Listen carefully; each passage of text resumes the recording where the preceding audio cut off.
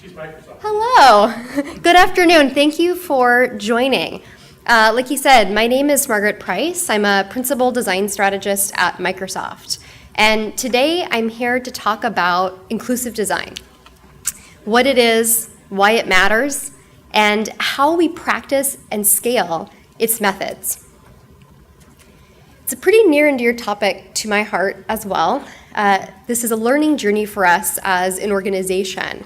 We've been studying inclusive for the past couple of years, and we're still in learning mode, humbly trying to learn from university and corporate partners all around the world to improve this body of work.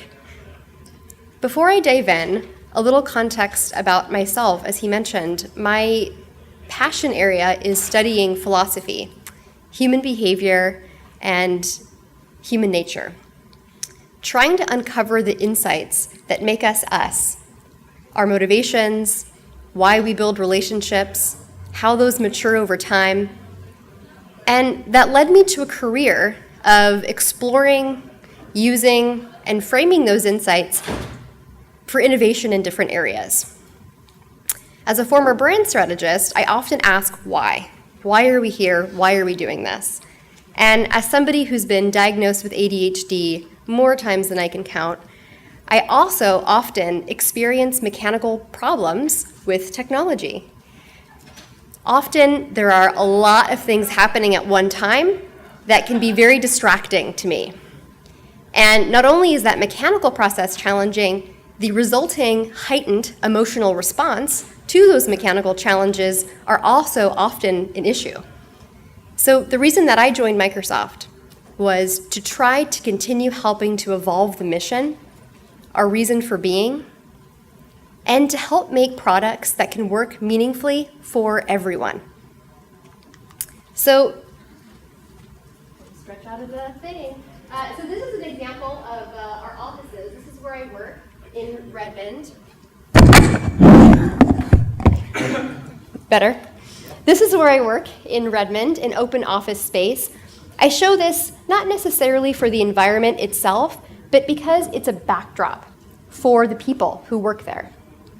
A cross-discipline team of designers, developers, researchers, marketers, and others who all come together for this initiative. My specific team is pretty small. We're a team of about 15 people that exist to understand and explore inclusive design, to think about culture change, a shift in the way that we think and behave, and also a shift in the way that we make our products. So we've been partnering with universities all around the world for a while now to help continue to learn about this thing called inclusive design.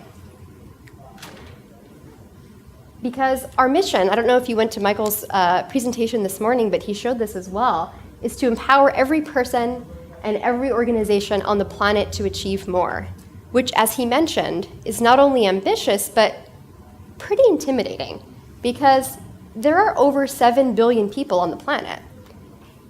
A few billion of them use our products, and that presents a really interesting tension for us. Because how do we create something for over 7 billion people in the world, but at the same time create something for an individual? There are these universal truths. There are things that everyone in this room or everyone across the world that might unify us, that transcend geography, culture, language, etc. But then there are also these really individual nuances about us as people. These things that make us us, our own idiosyncrasies, what we like, what we don't like. And exploring those intervals and navigating from 1 to 7.4 billion is a big part of what we've been trying to do. One way of trying to identify and figure out how to resolve that tension for us was to re-examine the notion of human diversity. We've been studying interaction design for quite some time, and we learned that we needed new insights about human diversity to bring back into the design process. The personal computer was created in sort of an old paradigm where there was one person interacting with one device often in one context. And now, as we all know, we interact with multiple devices, multiple people, multiple contexts on a day-to-day basis. So we wanted to think differently about this term, beyond binaries, beyond demographics of over 50 and under 30 and English as a first language, and really explore the nuances in human interaction, the way that we relate to and understand the people and the objects, the societies, the cultures in our lives. As part of exploring this, we came across one of the most transformational statements we feel regarding the future of interaction with technology. And it comes from the World Health Organization. In 2001, the World Health Organization radically redefined the word disability from what you see on the left-hand side here, a personal health attribute or a personal health condition, to the meaning of disability today. Disability means a mismatch between the needs of an individual and a product, service, social structure, culture, environment offered. That shift in definition is huge because we all experience these mismatches on a day-to-day level, whether they're permanent, temporary, or situational.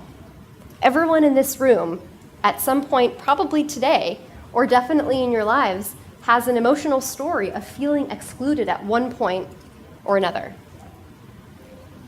And once we understood this definition, we looked at innovations across history really differently. Because what we realized is that when we understand that disability is a dynamic and universal way of interacting with the world, it can lead us to better innovation. One example of this comes from the 1930s. Joseph Friedman was sitting with his daughter in the San Francisco Bay Area, and she was drinking a milkshake. She was drinking out of a paper straw, which was completely straight, and she was a little too short to finish her milkshake. So Joseph went, got some wire and some dental floss, and created the very first flexible straw, which I'm sure we've all used in many aspects of our lives today.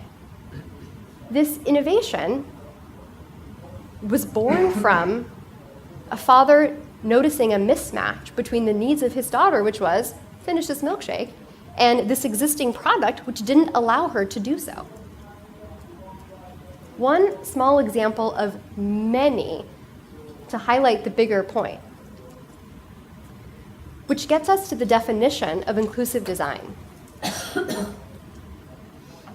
Inclusive design is a methodology that draws from, that enables all forms of human difference and diversity to make better products and better experiences for everyone.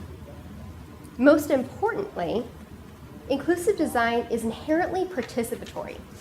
So we include people in the process from the very beginning.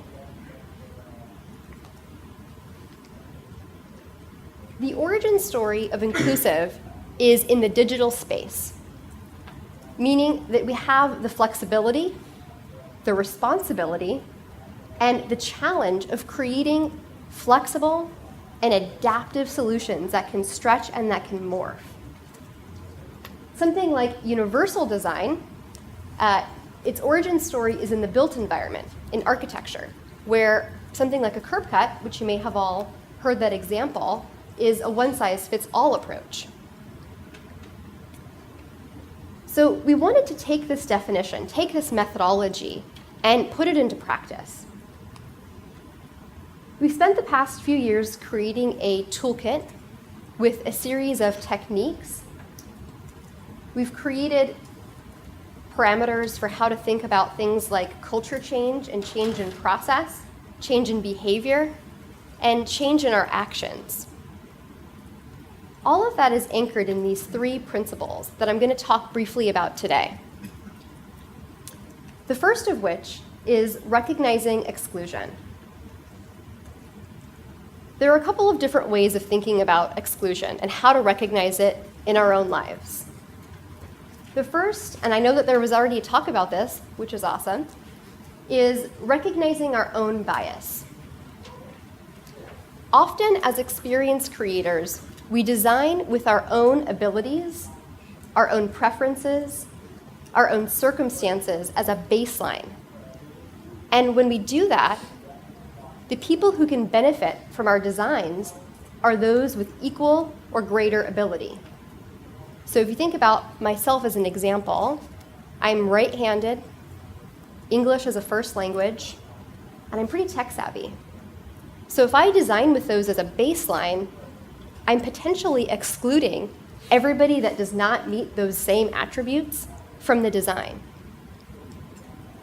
What this also means is that as experienced creators, we can often design exclusion into our experiences, no matter how unintentional that may be. So recognizing our own sense of bias is a significant step. We tend to draw a lot of examples from the physical world and see how we can transfer those into the digital arena. One example that I love to illustrate this point comes from aviation, comes from the Air Force. So the Air Force created some of its first flight decks by taking an average of over 2,000 measurements of pilots. So they took measurements like arm length, distance between the eyes, height, weight, everything that you can imagine. And they averaged out these 2,000 individual data set points to come up with the, quote, ideal pilot size. And that's how the first flight decks were created. As you may think, that presented itself with a few challenges. The Air Force's strict criteria meant that many pilots were excluded. It also led to a point where there were up to 17 crashes a day that could not be attributed to pilot or to mechanical error. So in preparation for the Korean War, the Air Force had to figure out what was going on. They commissioned a study and identified that nobody fit this ideal pilot specifications. That this design that they had created was for absolutely everyone, but also no one at all. That discovery led to modern innovations that we all use, like the adjustable helmets, adjustable seats, adjustable foot pedals in our cars, and adjustable flight suits. I love this example because it helps teaching us about not only checking our bias, but the danger of homogeneous personas and data sets. In the past, we may have created personas by averaging binary demographic data. And there's a challenge to that. There's a real potential, fatal, in this case, flaw that can come as a result.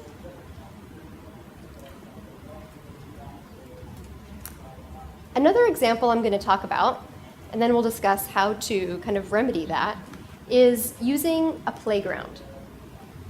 So last year, I created a documentary about inclusive design, and I wanted to learn from urban planners, people who created healthy human habitats, parks, playgrounds. I wanted to know, how do you create a playground for a wide range of abilities? What does that look like? How can we take insights from that and put it back into our process? My favorite part of that project is this quote from Susan Goldsman, when she says, inclusive design doesn't mean you're designing one thing for all people. You're designing a diversity of ways to help everybody participate. One of the reasons that I love that is because it emphasizes this principle of inclusive so well. Designing for inclusivity starts with recognizing where there's exclusion, and often a playground can be an excellent microcosm to start. So taking a quick example, of what that might look like. My favorite playground activity as a child was the swing, because I wanted the experience of how to fly. I wanted to try really hard to go around the pole. And if I think about who might be excluded from that activity, we might think first about somebody who might not have the physical ability to participate. Many swings were created with the assumption that people have 2 arms, 2 legs, a certain height perhaps. So while it wasn't specifically designed to exclude, the only people who can participate are those who have those attributes. I also think about somebody who may have sensory overload, somebody that might be too shy to take their turn on a busy day, somebody that might not live near a park or have any idea how to get to a park, somebody that might not have been able to get to the park that day at all. Think about these various physical, cognitive, social points of exclusion, and we think about potential ways to overcome them. How might we increase access to the larger experience? It might not be replicating the experience of swinging, although we can certainly create a swing that might look differently, but we also might keep a person completely stationary and swing the environment around them to replicate the experience. Because in essence, the person's motivation, in this case myself, is to fly. So how might we as designers think about how to replicate the experience of flying so that anyone could participate? I often use this as an analogy a lot with windows, because if you go to a playground, you also wouldn't just see one swing or a series of swings. You would see a number of different types of activities that all might help contribute to a larger motivation, which might be to play.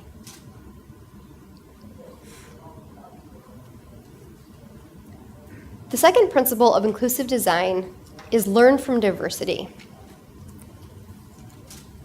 Once we can build empathy and learn from people who are completely different from us, we can use these constraints to build more innovative solutions, because it's people that are the experts at adapting to the situations around them.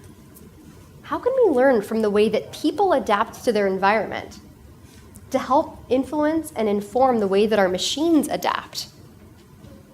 One of the things that I love about Victor's story is his absolute hunger for adventure, his curiosity, but also his ability to adapt. As I mentioned before, it's human beings that are the absolute experts in adapting to situations around them. And as designers, and I use designers, capital D, lowercase d designers, it's our responsibility to understand where are there points of friction in anyone's life. Where did you see mismatches in the story of Victor? How is he adapting to those? How could we learn from that? As I mentioned, we bring people in to the design process, people who are different from us, so that we can learn. Because universally, we all may have similar motivations.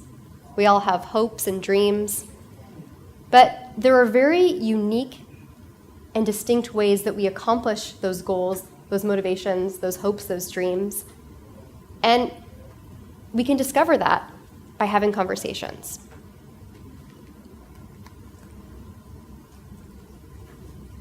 The third principle of inclusive design at Microsoft is solve for one, extend to many.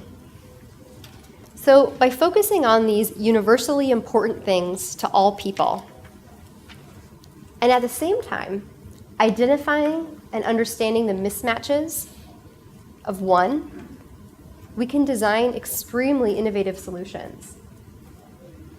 Here's an example. If you look at the, hesitate to walk too far. If you look at the left hand of this slide here, closed captioning was originally created for the deaf and hard of hearing community. But today, I bet everyone in this room has used closed captioning in an airport, at a really loud bar, maybe in your really loud house, teaching a child how to read, learning a new language for the very first time. We've all used, likely, closed captioning, and we can see here with this tool called the persona spectrum that something that was designed for deaf and hard of hearing community can scale.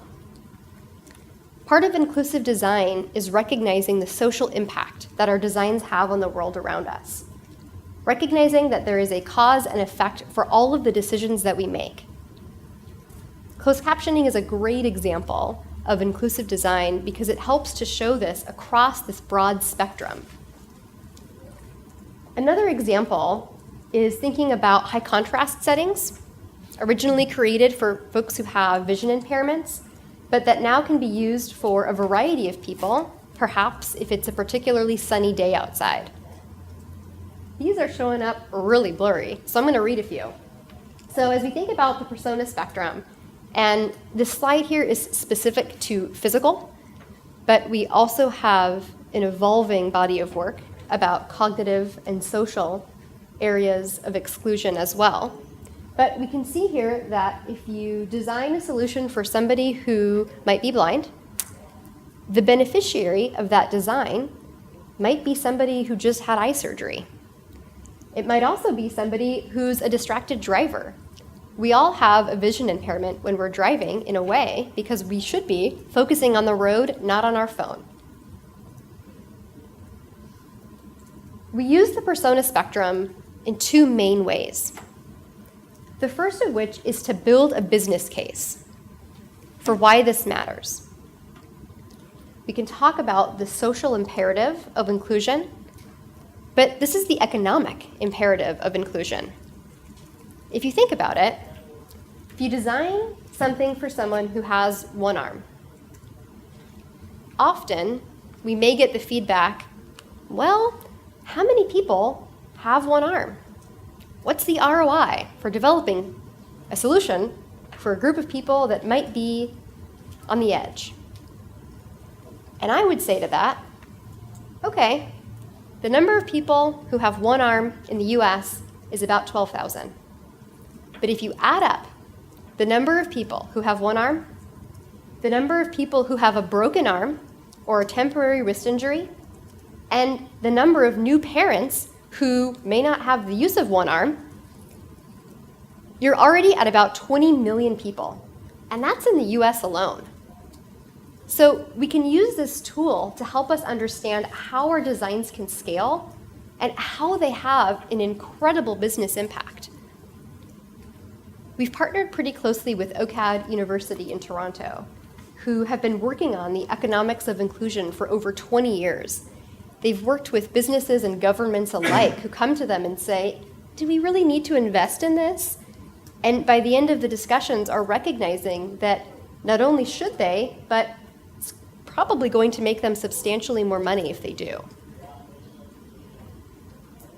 The other way that we use the persona spectrum is to build scenarios. Moving past a model of singular personas, we look at the spectrum to help us identify different contexts. Again, not sure why this is showing up as blurry, so I'm going to read a few. So these are cards from our inclusive design toolkit, which are available online, and I'll share the link after. And what we do with designers in our sprints or in our workshops is encourage these discussions with people, figuring out these points of mismatch. And as we go through the ideation process, we use these cards, or we also have dice, to figure out how might that solution adapt based on a different situation. So for example, one card here has physical context. So if you were in a car versus on a bus or in a quiet library, so pick if you're in a car with coworkers alone, but you also can't speak. How does this solution hold up? If you can't hear, you're alone, and you're in the wilderness, how does a solution work? Some of these contexts certainly might be irrelevant for what we're designing, but some of them might be very relevant. we think about situational limits, social context, physical context. We also think about availability of Wi-Fi, things like temporal context. If we only have 1 minute, or if we have 1 hour or 1 month to complete whatever it is we're doing, would we approach it differently? So we use all of these context cards in our exercises as we go through both the ideation and the iteration process to help us figure out how we can stretch our design even further.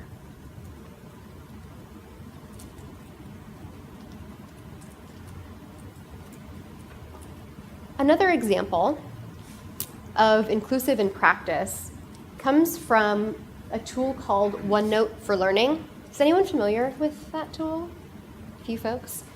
So a hackathon team at Microsoft a few years ago began to study dyslexia. They worked with dyslexic students, parents of those students, teachers, school districts, various other experts in the industry to identify and learn a number of problems around reading comprehension. They developed a tool called OneNote for Learning that does many things, some of which are separating the spacing between words, identifying through color if something is a noun, pronoun, adjective, or verb, figuring out speech to text in multiple languages, being able to edit and manipulate a series of things on the screen to help students with dyslexia learn potentially in a more meaningful way. We found that the solution today not only helps students with dyslexia, but people who have ADHD, people who are learning a second language, and a number of other learning or intellectual disabilities. One of many examples of going through that whole process from identifying where there's exclusion today, learning from people, and developing a solution that can scale.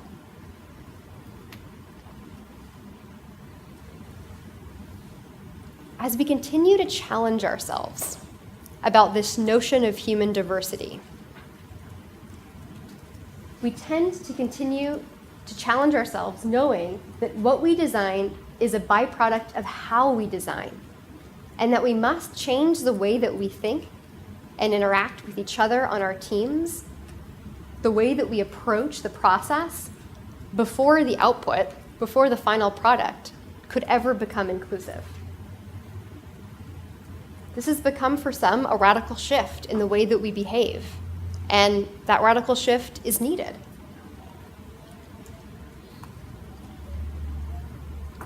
We're focused on a model of inclusion that spans physical, cognitive, and social. What's really interesting about that is figuring out your starting place, which sometimes can be really difficult to do. So I would encourage you, I'd love to chat afterwards or to check out our work to help figure out how to frame and identify where those various points of exclusion might be. Because as designers, we feel that it's our responsibility, again, to identify and figure out where is there exclusion, where are there these points of mismatch. And this can happen automatically today, even if you're not thinking about what you're working on in your professional lives, but your personal life. A potential interaction that did not go well via text with a loved one. Thinking through where might there have been a point of friction and what caused that.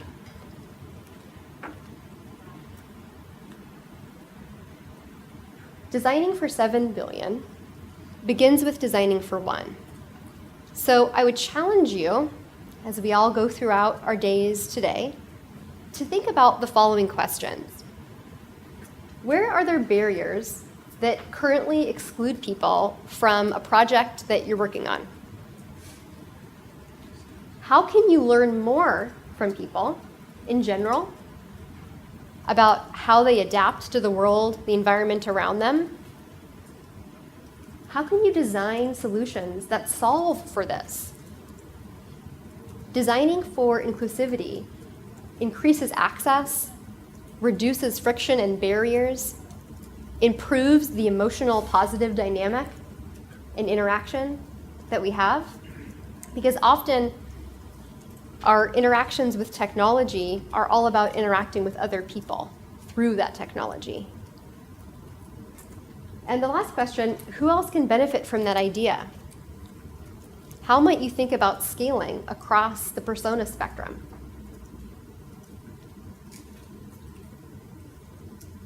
As I mentioned, we've created a series of short films and published a toolkit that we've tested internally for the past 2 years and worked with several universities, OCAD, RISD, Brown, Yale, MIT, to help test and solidify. All of those tools are available to download on our website, which is microsoft.com/design. You should see immediately a link for inclusive that brings up Victor's video along with many others, and downloads for the toolkit, if you're interested. We have a manual which has most of the slides that I presented here today, along with a lot of text, as well as the specific activity cards. This was developed with the intention of being sort of like ingredients to a dish. It's intended to be added to any existing design process wherever appropriate, versus replacing any existing design process. So please feel free to check it out. It's something that is in continual feedback loop for us as we go internally. Like I mentioned, it's been a 2-year process, which isn't even close to where we need to be. So it is with humility that we try to continue to learn as much as we teach. So I'd love to continue the discussion after this. So thank you for your time. And again, I challenge you to think about inclusivity, to think about empathy in new ways. Thank you.